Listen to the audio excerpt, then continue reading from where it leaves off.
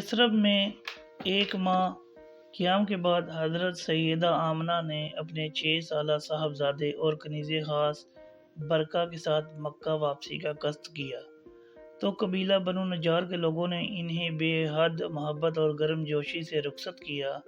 3 نفوس قدسیہ پر مشتمل یہ پاکیزہ قافلہ خوش و حرامہ مکے کی جانب رواں دواں تھا، جہاں بوڑھے دادا نہایت بے چینی سے اپنے لاڈلے پوتے اور نیک سیرت بہو کے منتظر تھے۔ ابھی یہ لوگ یثرب اور مکہ کے درمیان ایک مقام ابواء تک ہی پہنچے تھے کہ سیدہ آمنہ کو شدید تھکن اور طبیعت کی خرابی کا احساس ہوا، جس پر سفر موقوف کرنا پڑا۔ اس سنگلاخ چٹیل وادی میں یہ قیام من جانب اللہ تھا، جو اپنے محبوب نبی کریم صلی اللہ علیہ وآلہ وسلم کو بچپن ہی میں ایک کڑے امتحان سے گزار کر رہتی دنیا تک کے بن ماں باپ بچوں کے لیے عزم و ہمت کی ایک اعلیٰ مثال قائم کرنا چاہتا تھا۔ جو وقت گزرتا جا رہا تھا، سیدہ آمنہ کی طبیعت مزید خراب ہوتی جا رہی تھی۔ کنیز برکہ ان کے سرہانے مغموم کھڑی تھیں، جبکہ بازو سے چمٹے ننھے صاحبزادے نہایت بے قراری کے عالم میں پیاری ماں کے چہرے پر نظریں جمائے ہوئے تھے۔ ماں نے اپنی آنکھیں کھولیں، چہرے پر شدید کرب کے آثار تھے۔ ڈبڈباتی آنکھوں سے جگر گوشے کے اداس معصوم نورانی چہرے کی جانب دیکھا اور پھر لخت جگر کا ہاتھ کنیز کے حوالے کرتے ہوئے نہایت دردناک انداز میں گویا ہوئیں، اے برکہ، ہمارے شہزادے کا خیال رکھنا۔ ان الفاظ کے ساتھ ہی بند آنکھوں سے آنسوؤں کے چند قطرے پلکوں کی رکاوٹیں توڑ کر بہہ نکلے، اور یہی وہ لمحہ تھا جب موت کا فرشتہ روح قبض کر کے آسمانوں کی جانب جا رہا تھا۔ 6 سالہ یتیم بچے نے اپنی معصوم آنکھوں سے ماں کو اللہ کی جانب لوٹتے دیکھا تو ضبط کے سارے بندھن ٹوٹ گئے، بہتے اشکوں کے ساتھ بے قرار ہو کر ماں سے لپٹ گئے۔ وہ ایک قیامت خیز منظر تھا۔ برکہ کے سامنے ایک طرف غم سے نڈھال روتے بلکتے ننھے حضرت محمد صلی اللہ علیہ وآلہ وسلم تھے، تو دوسری طرف سیدہ آمنہ کا جسد مبارک، اور اوپر سخت چٹانوں کے درمیان آگ برساتا سورج۔ اس باہمت کنیز نے کس طرح قریب کی بستی سے لوگوں کو بلا کر تدفین کا بندوبست کیا، اور کس طرح غم کے اس وقت میں بچے کو اپنی آغوش میں سمو کر مکے کا طویل سفر کیا ہوگا۔ ان المناک مناظر کے تصور سے ہی وجود لرز جاتا ہے۔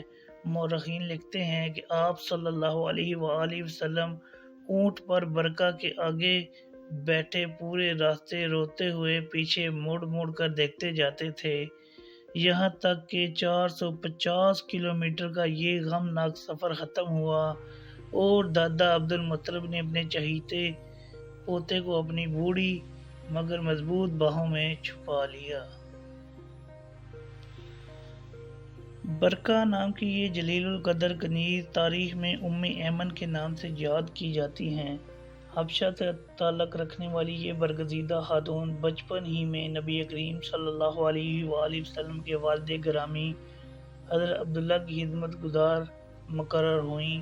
ان کے انتقال کے بعد وہ حضرت محمد صلی اللہ علیہ وآلہ وسلم کی والدہ محترمہ کی خدمت کرنے لگیں۔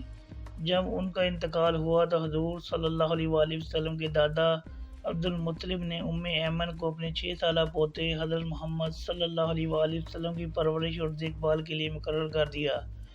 نام برکہ، کنیت ام ایمن، عرفیت ام الغطبہ اور سلسلہ نسب یوں ہے: برکہ بنت ثعلبہ بن عمرو بن حسن بن مالک بن سلمہ بن عمرو بن نعمان۔ بی بی آمنہ کے انتقال کے بعد حضرت صلی اللہ علیہ وآلہ وسلم کی پرورش کی تمام تر ذمہ داری ام ایمن پر آ گئی۔ وہ نہایت صالح نیک خاتون تھیں، صبر و استقامت، فہم و فراست کی پیکر اور محبت و شفقت کا خزینہ۔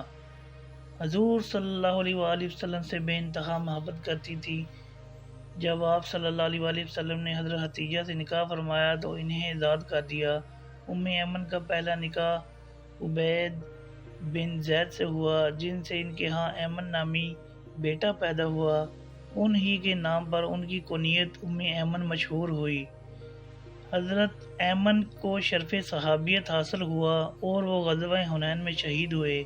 حضرت عبید بھی مسلمان ہو گئے، تاہم وہ بیٹے کی پیدائش کے کچھ ہی دنوں بعد وفات پا گئے۔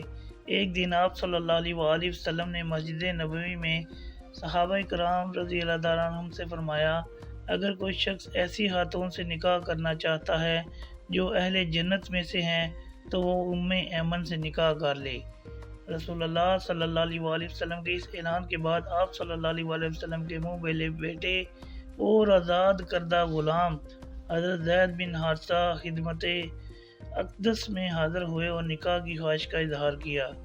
حضرت زید بھی حبشہ سے تعلق رکھتے تھے، چنانچہ حضرت صلی اللہ علیہ وآلہ وسلم نے ان کا نکاح ام ایمن سے کر دیا، جن سے حضرت اسامہ بن زید پیدا ہوئے۔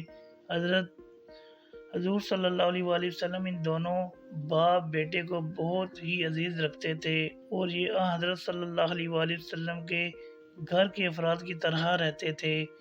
حضرت زید 8 ہجری میں جنگ موتا میں شہید ہوئے۔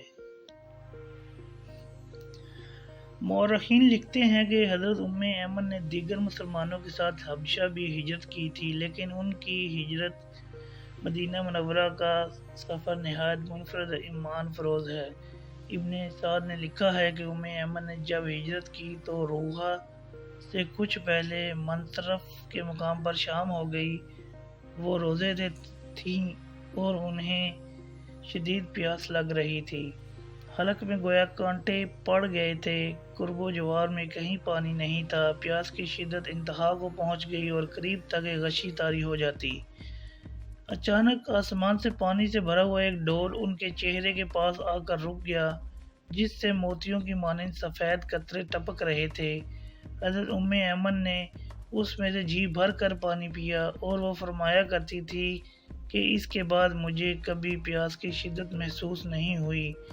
میں سخت سے سخت دوپہر اور گرم ترین دنوں میں بھی روزے سے ہوتی، لیکن وہ پانی پینے کے بعد کبھی پیاس کی تکلیف نہیں اٹھائی۔ مشہور مورخ ابو نعیم اصفہانی لکھتے ہیں، ام ایمن نے یہ سفر پیدل طے کیا تھا۔ دنیا میں 3 ایسی معزز و برگزیدہ خواتین گزری ہیں جنہیں امام الانبیاء سرکار دو عالم صلی اللہ علیہ وآلہ وسلم نہ صرف اماں جان کہہ کر پکارتے بلکہ ہمیشہ ماں کی حیثیت سے یاد فرمایا کرتے۔ ان میں سے ایک آپ صلی اللہ علیہ وآلہ وسلم کی حقیقی والدہ بی بی آمنہ، دوسری دائی حلیمہ اور تیسری حضرت ام ایمن تھی۔ آپ صلی اللہ علیہ وآلہ وسلم حضرت ام ایمن کے بارے میں فرمایا کرتے تھے، یہ میرے گھر والوں کی باقی ماندہ نشانی ہے۔ ایک دفعہ کا ذکر ہے کہ حضرت صلی اللہ علیہ وآلہ وسلم مسجد نبوی میں صحابہ کرام کے ساتھ گفتگو میں مصروف تھے۔ مسلمانوں کے مالی حالات بہت بہتر ہو چکے تھے۔ غریب غربا پر حضور صلی اللہ علیہ وآلہ وسلم کا فیضان عام جاری تھا کہ اچانک بارگاہ رسالت میں ایک حبشی النسل بلند قامت خاتون حاضر ہوئیں۔ جیسے ہی حضور صلی اللہ علیہ وآلہ وسلم کی نظر مبارک ان پر پڑی تو آپ صلی اللہ علیہ وآلہ وسلم تیزی سے کھڑے ہو گئے اور میری اماں جان کہتے ہوئے ان کی طرف لپکے، انہیں نہایت ادب و احترام کے ساتھ لے کر آئے، اپنی چادر بچھائی اور فرمایا، اماں جان یہاں تشریف رکھیے۔ انصار مدینہ ان خاتون سے زیادہ واقف نہ تھے، لہذا حضور صلی اللہ علیہ وآلہ وسلم کی جانب سے ادب و احترام کا یہ مظاہرہ دیکھ کر بے حد حیران ہوئے۔ صحابہ کرام نے انہیں بتایا کہ یہ حضور صلی اللہ علیہ وآلہ وسلم کی والدہ حضرت ام ایمن ہیں۔ بہرحال آپ صلی اللہ علیہ وآلہ وسلم نے فرمایا، اماں جان کیسے آنا ہوا؟ بولی، اے اللہ کے رسول صلی اللہ علیہ وآلہ وسلم، ہمارے پاس سواری کا کوئی جانور نہیں ہے، لہذا سفر میں بڑی دقت پیش آتی ہے، کوئی اونٹ عنایت فرما دیں۔ اس پر آپ صلی اللہ علیہ وآلہ وسلم نے فرمایا، اماں جان میں آپ کو ایک اونٹ کا بچہ دے دیتا ہوں۔ ام ایمن بولی، میں اونٹ کے بچے کو لے کر کیا کروں گی؟ مجھے تو فوری سواری کے لیے اونٹ چاہیے۔ آپ صلی اللہ علیہ وآلہ وسلم نے فرمایا، مگر میں تو آپ کو اونٹ کا بچہ ہی دوں گا۔ ایمن کچھ حیرانگی اور کچھ محبت بھری خفگی کے ساتھ بولیں، یا رسول اللہ صلی اللہ علیہ وآلہ وسلم، اونٹ کا بچہ میرے کس کام کا؟ وہ تو میرا وزن بھی نہیں اٹھا سکتا۔ حضور صلی اللہ علیہ وآلہ وسلم نے خادم کو اشارہ کیا اور فرمایا، میری ماں، میں تو آپ کو اونٹ کے بچے ہی پر سوار کروا کے گھر بھیجوں گا۔ اتنے میں خادم ایک فربا اور خوبصورت اونٹ لے کر حاضر ہوا۔ حضور صلی اللہ علیہ وآلہ وسلم نے مسکراتے ہوئے فرمایا، اماں جان، ہر اونٹ کا بچہ ہی تو ہوتا ہے۔ آپ صلی اللہ علیہ وآلہ وسلم کی اس پر لطف مزاح پر ایمن سمیت پوری محفل کشت زعفران بن گئی۔ ایمن نے اونٹ کی نکیل تھامی اور دعائیں دیتی ہوئی ہنسی خوشی واپس ہو گئیں۔ انصار مدینہ نے حضور صلی اللہ علیہ وآلہ وسلم کو بہت سے باغات دیے تھے، جو آپ صلی اللہ علیہ وآلہ وسلم نے مہاجرین میں تقسیم کر دیے۔ فتح خیبر کے بعد آپ صلی اللہ علیہ وآلہ وسلم نے وہ باغات انصار کو واپس کرنے کا حکم دیا۔ حضرت انس کی والدہ کا باغ ایمن کو ملا تھا۔ حضرت انس ان کے پاس آئے تو ایمن نے باغ واپس کرنے سے انکار کر دیا۔ حضرت صلی اللہ علیہ وآلہ وسلم کو جب علم ہوا تو انہیں اس باغ سے کئی گنا زیادہ عطا فرمایا۔ ایمن نے غزوہ احد میں شریک ہو کر زخمیوں کو پانی پلانے اور ان کی مرہم پٹی کی خدمت سر انجام دی، پھر غزوہ خیبر میں بھی شریک ہوئیں۔ جب رسول اللہ صلی اللہ علیہ وآلہ وسلم نے انتقال فرمایا تو ایمن زارو قطار رو رہی تھی۔ حضرت ابو بکر اور حضرت عمر نے انہیں سمجھانا چاہا تو بولی، میرے رونے کا اصل سبب یہ ہے کہ اب وحی کا سلسلہ منقطع ہو گیا۔ 23 ہجری میں سیدنا عمر نے شہادت پائی تو بھی ایمن بہت روئیں۔ لوگوں نے کہا کہ اتنا کیوں روتی ہیں؟ تو بولی، اس لیے روتی ہوں کہ اب اسلام کمزور پڑ گیا ہے۔ حضرت ایمن 20 برس تک حضرت زید بن حارثہ کی نکاح میں رہیں، تقریباً 12 سال مکے میں اور لگ بھگ 8 سال مدینہ منورہ میں۔ دونوں میاں بیوی دن رات حضرت صلی اللہ علیہ وآلہ وسلم کی خدمت پر مامور رہے۔ جنگ موطا میں حضرت زید کی شہادت کے بعد انہوں نے نکاح نہیں کیا۔ حضرت عثمان کی خلافت کے ابتدائی دور میں مدینہ منورہ میں وفات پائی اور جنت البقیع میں تدفین ہوئی۔ اللہ تعالیٰ اپنی کروڑوں رحمتوں، برکتوں، فضل و کرم کا نزول فرمائے، آمین یا رب العالمین۔